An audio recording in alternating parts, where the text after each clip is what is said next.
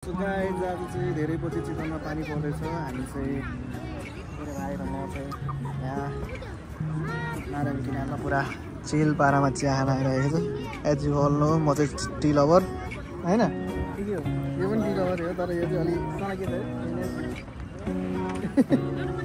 So एकदम चिल vibe छ। देख्न सक्नुहुन्छ यो वाउ रेम्बो पनि लागिरहेको छ, रेम्बो टक्क लगाएर नारायणी है। कस्तो छ त चिया भन्दा मिठो छ है, बवाल है। ल भन्दै त यहाँ आएर कस्तो फिल हुन्छ तपाईँ यहाँ अनि यस्तै हो चिल पारेमा चिया खायो। म चाहिँ त यो चाहिँ लाग्यो नागरिक पनि देखाइदिनु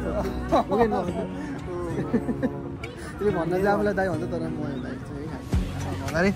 गाइज देख्न सक्नुहुन्छ यस्तो भ्यू छ, रमाइलो छ गाइज है, रमाइलो छ।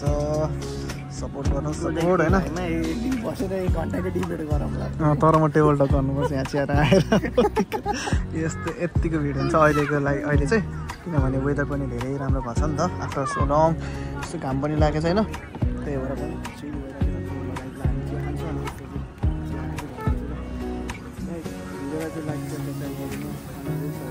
सेयर गर्नु अनि सब्सक्राइब गर्नु है च्यानललाई चाहिँ। पानी परिरहेको चिया चाहिँ युज अडियो भन्नु अनि सिकाउँदैछ क्या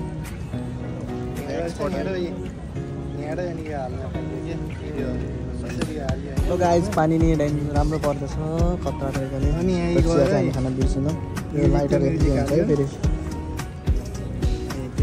ओ कस्तो दामी देख्यो त तँलाई भाइ, भएर देखेको छ यार।